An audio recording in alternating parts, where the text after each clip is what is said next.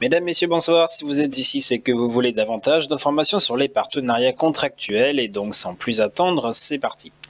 Comme on a pu le dire dans les chapitres précédents et à l'heure où vous abordez le dernier cours de l'année, vous savez que les entreprises évoluent dans un environnement concurrentiel dans lequel leur but lucratif les amène à tout faire pour se tailler la part du lion et obtenir le plus grand profit possible. Néanmoins, dans cette gigantesque bataille économique, il est souvent utile, voire nécessaire, de trouver des alliés et de nouer des partenariats avec d'autres entreprises afin d'élaborer une stratégie commune, efficace ou de gagner en compétences et en savoir-faire.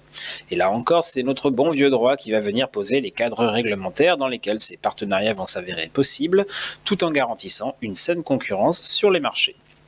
À nous donc d'étudier les différentes notions techniques et juridiques inhérentes à ces partenariats en analysant successivement les contrats de franchise et de sous-traitance, les obligations contractuelles, les entreprises qui signent de tels contrats et les alliances interdites par le droit des affaires car jugées contraires à une bataille économique loyale.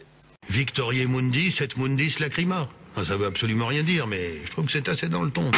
Commençons donc par distinguer la franchise et la sous-traitance et pour ce faire définir dans un premier temps ce qu'est le contrat de franchise. Dans un tel contrat, l'une des parties, appelée franchiseur, va accorder à l'autre, le franchisé, le droit d'exploiter à ses risques son enseigne, son savoir-faire et ses produits en échange d'une redevance. Pour caricaturer, on peut donc dire que le franchisé peut en quelque sorte louer les ressources immatérielles du franchiseur pour les exploiter à son avantage en échange d'une somme d'argent. Et voilà, on a les droits. Ainsi, nombreuses sont les entreprises à avoir recours à ce mécanisme pour étendre leur emprise, leur notoriété et leur présence sur un marché. On citera par exemple McDonald's, Starbucks ou Domino's Pizza qui accordent donc à des entrepreneurs le droit d'utiliser leurs marques et leurs produits.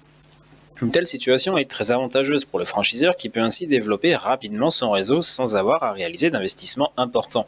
La couverture du marché et l'emprise de la marque se trouvent ainsi renforcées à moindre frais, certains aspects de gestion étant pris en compte par le franchisé. Ce dernier a également à y gagner puisqu'il va gérer en toute indépendance un produit déjà rodé et va bénéficier de l'expérience, de l'expertise et d'un certain nombre de ressources immatérielles du franchiseur, comme ses marques, ses noms ou son logo, afin de faire rapidement du bénéfice sans avoir à développer lui-même ses différentes ressources. Néanmoins, si un tel partenariat peut sembler très intéressant, il n'est malgré tout pas sans risque. Si le franchisé peut miser sur les qualités et les ressources du franchiseur, c'est au prix du sacrifice d'une partie de sa liberté de gestion, le contrat l'amenant à être lié au franchiseur sans pouvoir développer ou exploiter de nouveaux aspects commerciaux. De son côté, le franchiseur doit accorder sa confiance à son partenaire commercial qui, s'il s'avère défaillant, peut nuire à l'image de la marque ou écorner la notoriété de la marque en étant inconnu du grand public. À la boulette. Passons maintenant au contrat de sous-traitance. Il s'agit cette fois-ci d'un contrat par lequel une partie, le donneur d'ordre, confie à une autre entreprise, le sous-traitant, le soin d'exécuter une partie des actes de production ou de service. Dans cette hypothèse, le donneur d'ordre conserve donc la responsabilité des actes de production qu'elle fait exécuter par un partenaire. Prenons l'exemple d'Airbus qui fait fabriquer un certain nombre de pièces de ses avions par une multitude de sous-traitants, tout en conservant la responsabilité de la fiabilité finale de l'appareil une fois assemblé. Notons qu'il existe deux types de sous-traitance. Dans le premier cas, celui de la sous-traitance de capacité, le donneur d'ordre a recours à la sous-traitance pour augmenter sa capacité de production sans avoir à investir dans de nouvelles usines, de nouvelles unités de production. Dans le second cas, la sous-traitance de spécialité, l'objectif du donneur d'ordre est alors de bénéficier des compétences et du savoir-faire qu'il ne possède pas en interne en comptant sur les qualités de son sous-traitant pour éviter d'avoir à développer lui-même en interne ce savoir-faire, ce qui supposerait un investissement fort coûteux. Ah, c'est très gentil. Vraiment gentil. Merci. Dans les deux cas, on peut donc affirmer que la sous-traitance permet à un donneur d'ordre de réaliser des économies, en remplaçant de lourds investissements par un contrat avec un tiers possédant déjà les compétences ou les capacités productives nécessaires à la réalisation d'une partie de la production d'un bien ou d'un service. Niveau avantage, de son côté, le sous-traitant peut ainsi compter sur un contrat financièrement intéressant lui permettant de travailler pour une autre entreprise et ainsi gérer une partie potentiellement importante de son activité, ce qui lui garantit une certaine forme de sécurité. Néanmoins, là encore, cette situation n'est pas sans risque. Le donneur d'ordre peut ainsi devenir dépendant de son sous-traitant, notamment sur le plan logistique ou sur le plan des compétences et des savoir-faire.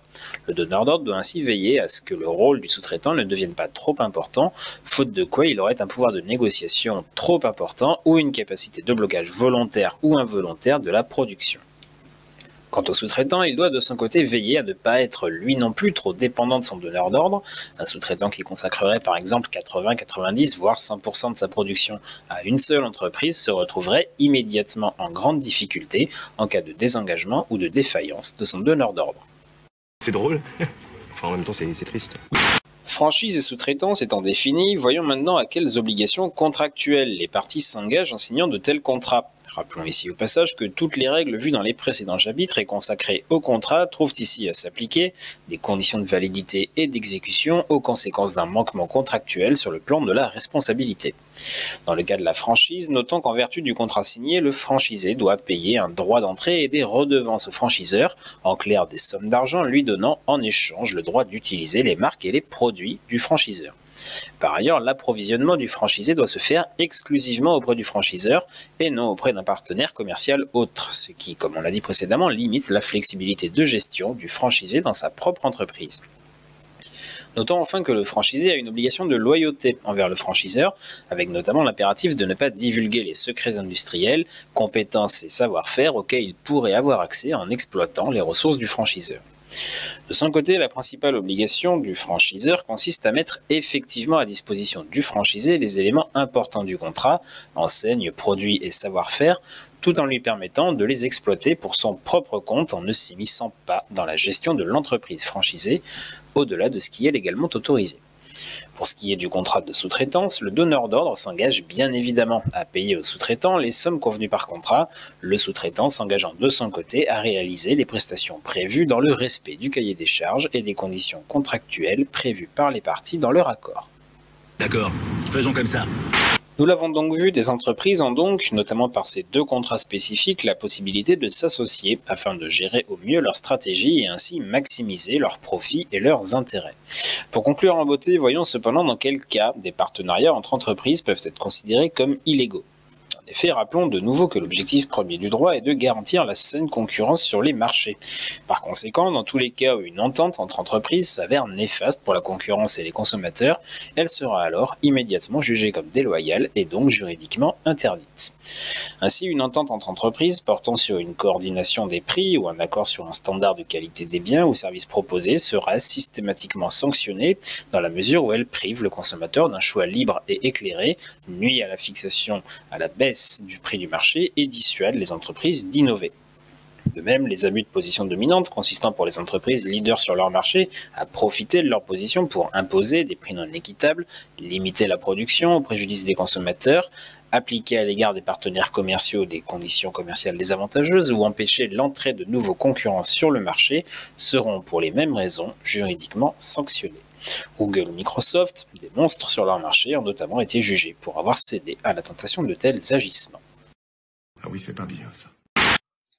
Mesdames et messieurs, voilà qui met fin à cette synthèse. Merci beaucoup pour votre attention. Attention que j'attire sur les quelques points suivants et notamment sur le fait que ceci n'est qu'une synthèse qui n'entre pas dans le détail de toutes les notions indispensables et que vous devez approfondir pour vos révisions. Sur ces bonnes paroles, je vous laisse et comme disait l'autre...